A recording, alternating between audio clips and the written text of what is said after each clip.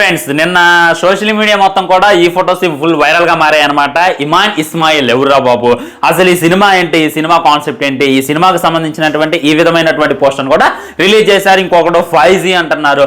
ఏంది గోలా అని చెప్పి చాలా మంది కింద కామెంట్ చేస్తున్నారు అనమాట. పోస్టర్లు కూడా ఇచ్చారనమాట. మొత్తం వెనక హిందీ వాక్యాలు ఎందుకు పెట్టేటటువంటి ప్రయత్నం చేశారు, అదంతా కూడా చదవలేను కాబట్టి కొద్దిగా ట్రాన్స్లేట్ చేసి పెట్టేటటువంటి ప్రయత్నం చేసినా చూసేటటువంటి ప్రయత్నం చేయండి.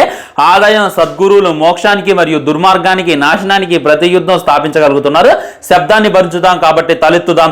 ఆపరేషన్ 4643 మహిమ నిర్ణయించి ప్రయత్నించండి చెప్పబడ్డారు. 43435143 అనేటటువంటి పదాలు అయితే బాగా వినపడ్డాయి అనమాట. ఈ పోస్టర్ లో మనకైతే క్లియర్ గా క్లుప్తంగా కనపడుతుంది. అండ్ పోస్టర్ కింద మీరు జాగ్రత్తగా అబ్జర్వ్ చేసినట్లయితే యుద్ధం జరుగుతుంది అనేటటువంటి ఫీలింగ్ కలిగింది. ఈ యుద్ధం ఏదైతే ఉందో ఇప్పటిది కాదు, 1945 అనమాట.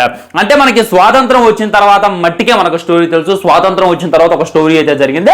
అదే ఇండియా మరియు పాకిస్తాన్ విడిపోవటం, ఇండియా మరియు ఇతరత్ర దేశాలు అయితే విడిపోవటం. అన్నదమ్ములుగా ఉన్న మనం విడిపోవడానికి గల కారణం ఏంటి, విడిపోయినప్పుడు జరిగినటువంటి యుద్ధాలు ఏంటి, అవన్నీ తెలియాలి అంటే ప్రభాస్ మరియు ఈ హనురావుపూడి వచ్చేటటువంటి కాంబినేషన్ లో ఖచ్చితంగా తెలియాలి అనేటటువంటి క్లారిటీగా అర్థమైపోతుంది అనమాట. సో ఇప్పుడు లేవనెత్తేటటువంటి క్వశ్చన్లు ఏంటి అంటే, చాలా మంది హీరోయిన్లు ఉన్నారు మనకి, చాలా మంది హీరోయిన్లు కనపడుతూనే ఉన్నారనమాట. టాప్ హీరోయిన్లు ఉన్నారు.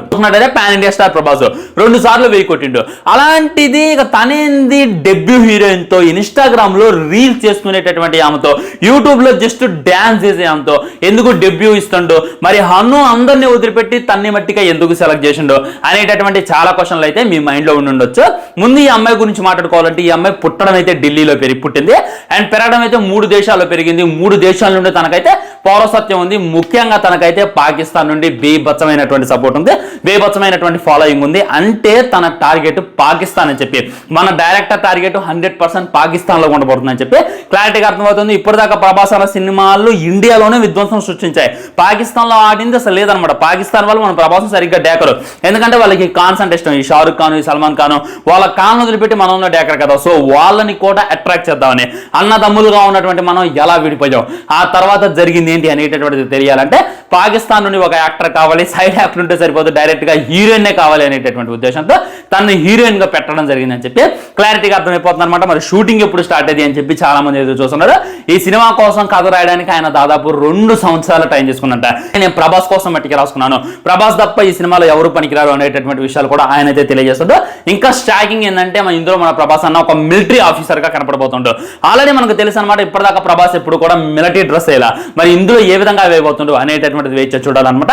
మరి చాలా మంది ఏమంటున్నారంటే, మరి పాకిస్తానీ అమ్మాయి అంటున్నో, మన ఇండియన్ కుర్రోడు అంటున్నో, ఇండియాలో ఆర్మీ అంటున్నో, ఇది ఆడో ఎన్నట్టుందే మన పూరి జగన్నాథ్ కొడుకు సినిమా ఉంది కదా మెహబూబా, ఆ సినిమాని కబురు, మరి దాన్ని అన్న కాపీ కొడుతున్నారని చెప్పి చాలా మంది కామెంట్ చేస్తున్నారు.